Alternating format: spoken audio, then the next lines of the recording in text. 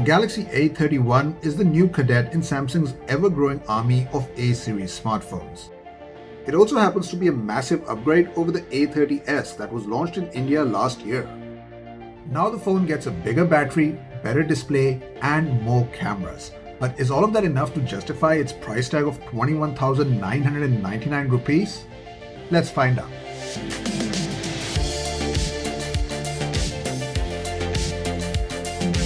Much like its other A-series brethren, the Samsung Galaxy A31 sports a beautiful AMOLED screen. It's 6.4 inches across, gets a 1080 by 2400 resolution, and delivers terrific brightness levels.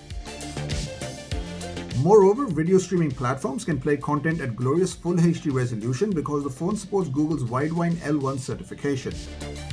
A 6.4-inch display also means that the A31 is a big phone, but the weight is well distributed, and Samsung has even managed to find a space for a headphone jack here.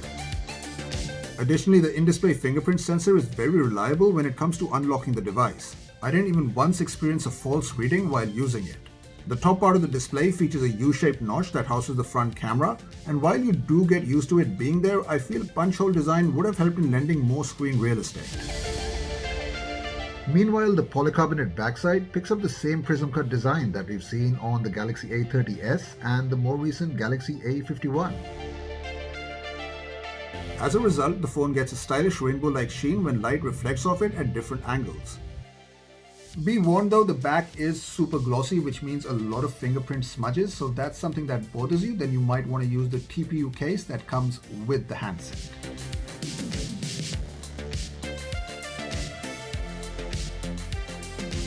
On the back, you'll also find no less than 4 cameras. The main camera is a 48 megapixel one and is joined by an 8 megapixel ultra-wide snapper, a 5 megapixel macro sensor, and a 5 megapixel depth sensor. Now that's a big step up from the triple rear camera setup offered on the Galaxy A30s, and overall offers greater flexibility when it comes to photography.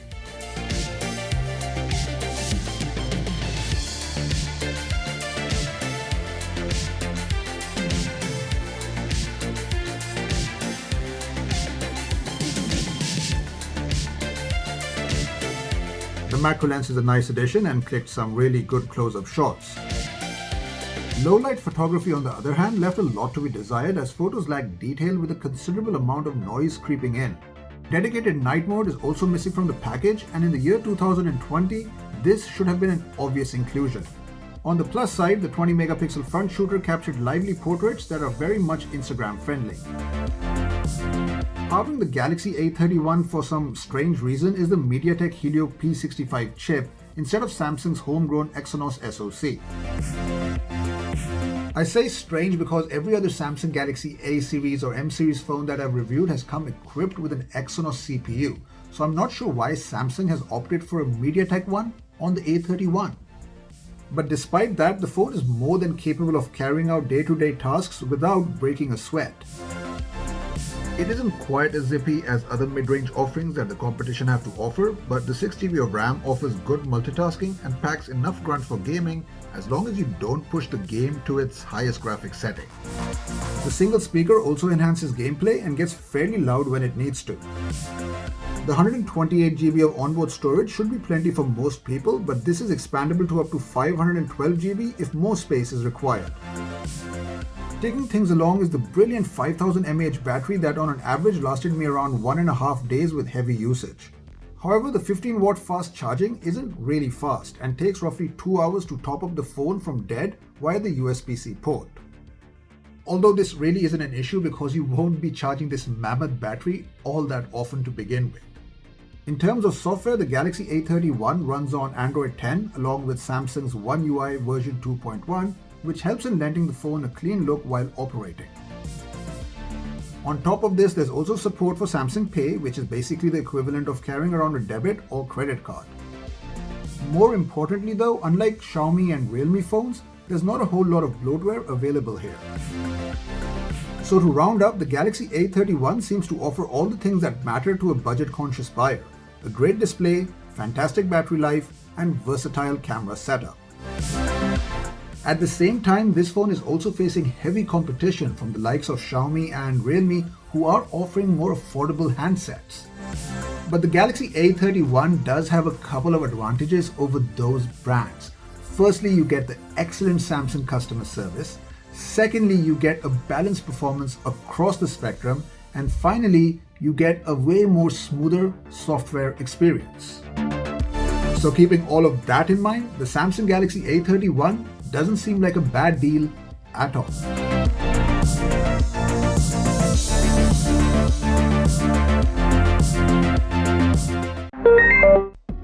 The Samsung Galaxy Z Flip 5G has been listed on the 10R Certification Authority website, which clears its way for launch in China. As per the listing, the foldable smartphone will run on the latest Android 10 OS and feature the Qualcomm Snapdragon 865 Plus chipset. Furthermore, the Z Flip 5G will feature a 6.7-inch foldable AMOLED panel with a 2636 by 1080 pixel resolution and a smaller 1.05-inch secondary display.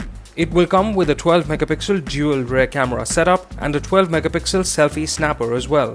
The smartphone will be powered by a dual battery setup with support for 15-watt fast charging technology. The Samsung Galaxy Z Flip 5G has also hit several other certification websites, and even its support page is now live. Reports suggest that it will launch along with the Galaxy Note 20 series flagship smartphones and the next generation Galaxy Fold 2 smartphone on July 5th.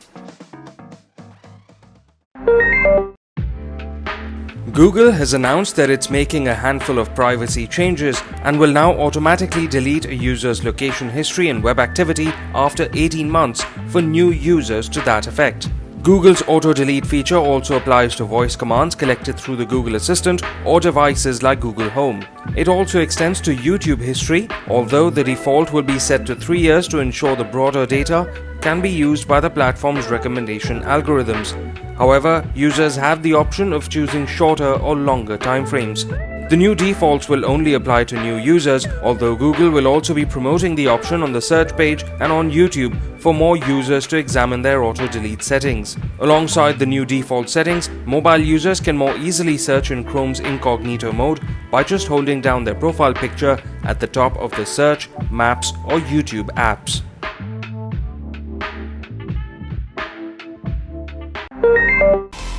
Realme has launched its new high-end smartphone in India, the Realme X3 Super Zoom, a month after it was unveiled in Europe. It features a 6.6-inch Full HD Plus IPS LCD display with a 120Hz refresh rate and a Snapdragon 855 Plus chipset, paired with up to 12GB of LPDDR4X RAM and 256GB of UFS 3.0 storage. The smartphone has a 64-megapixel quad-rear camera setup with 5x optical zoom and 60x periscope zoom, as well as a preloaded Starry mode for astrophotography.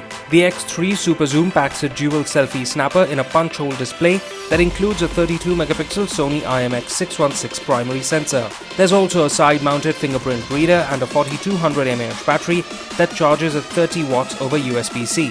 The Realme X3 Super Zoom will go on sale in India from June 30th via Flipkart and Realme.com at a starting price of 27,999 rupees for the 8GB RAM 128GB storage variant.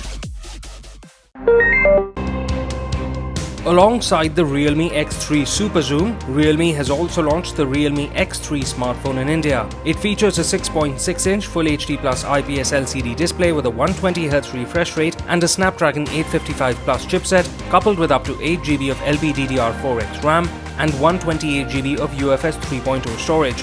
The smartphone packs a quad-rear camera setup with a 64-megapixel primary sensor and a standard 12-megapixel telephoto camera. It also gets a 16-megapixel primary shooter and an 8-megapixel ultra-wide snapper in a similar-looking pill-shaped cutout.